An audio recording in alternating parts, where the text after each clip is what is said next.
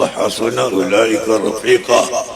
ഇവരാണ് നിങ്ങൾക്ക് സഹായിക്കാനും നിങ്ങൾക്ക് കൃപ ചെയ്യാനും അനുയോജ്യമായ കൂട്ടർ എന്ന് ഖുർആൻ പഠിപ്പിക്കുന്നു. ഇവ ശുഹദാ നമ്മളെ സഹായിക്കും, അവർ നമ്മളെ മഹബത്ത് വെക്കും, നാം അവരെയും മഹബത്ത് വെക്കണം. അതാണ് റഫീഖ് എന്ന് അള്ളാഹു അവരെ പറ്റിയാണ് പറഞ്ഞത്. അതായത് അള്ളാഹു തആല ഈ ആയത്തിറക്കുമ്പോൾ എന്താണോ അള്ളാഹു അതുകൊണ്ട് ഉദ്ദേശിച്ചത്, നബിതങ്ങൾ സ്വഹാബത്തിന് ഓതിക്കൊടുക്കുമ്പോൾ നബിതങ്ങൾ എന്താണോ അർത്ഥമാക്കിയത്, ഇത് കേട്ട സ്വഹാബിന്മാരും ശേഷമുള്ളവരുമൊക്കെ എന്താണോ മനസ്സിലാക്കിയത്, അതുമായി യാതൊരു ബന്ധവുമില്ലാത്ത വിശദീകരണമാണ് യഥാർത്ഥ അദ്ദേഹം ഇവിടെ നടത്തിയതും ഒരു ബന്ധവുമില്ലാത്ത വിഷയത്തിൽ തെളിവായിട്ടാണ് അദ്ദേഹം അത് കൊണ്ടുവന്നത്.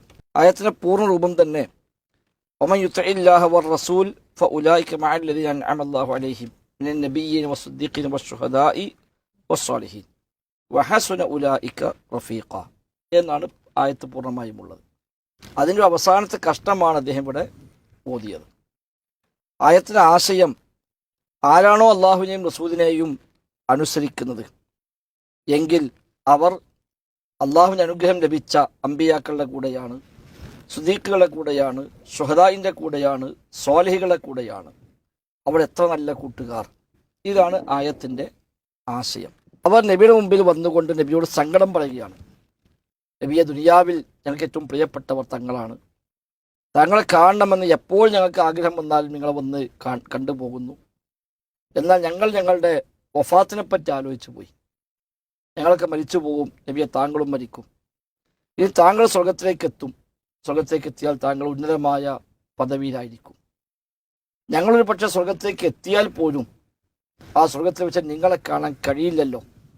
നിങ്ങളൊക്കെ എത്രയോ മുകളിലും ഞങ്ങൾ എത്രയോ താഴെയുമായിരിക്കുമല്ലോ എന്നോർത്തപ്പോൾ ഞങ്ങൾക്ക് വല്ലാത്ത വിഷമം തോന്നി എന്ന് നബിയുടെ മുമ്പിൽ വന്നു പറയുന്ന ഒന്നിലേറെ സംഭവങ്ങൾ കാണാൻ കഴിയും. അങ്ങനെയാണ് അള്ളാഹു തആല ഈ ആയത്ത് ഇറക്കുന്നത്.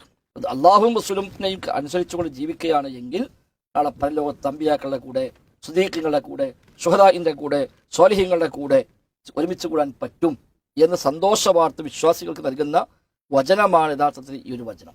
അതിനെയാണ് ആയത്തുമായി യാതൊരു ബന്ധവുമില്ലാത്ത ഒരർത്ഥം ഉണ്ടാക്കിക്കൊണ്ടുവന്ന് സ്വന്തമായി കെട്ടിയുണ്ടാക്കി, ഒരു തഫ്സീർ പോലും പറയാത്ത ഒരർത്ഥം സ്വന്തമായി പറഞ്ഞ് ശുഹദാക്കന്മാർ സഹായിക്കും, അവർ നമ്മളെ കൂടെയുണ്ട് എന്നൊക്കെ പറയാൻ വേണ്ടി ഈ ഒരു ആയത്തിൻ്റെ കഷ്ണത്തെ തെറ്റായി ഉദ്ധരിച്ചുകൊണ്ട് ദുർവ്യാഖ്യാനിച്ചുകൊണ്ട് സാധാരണ ആളുകളെ വഞ്ചിക്കുന്ന പണി യഥാർത്ഥത്തിൽ ചെയ്തതെന്ന് പറയാതിരിക്കാൻ നിർവാഹമില്ല.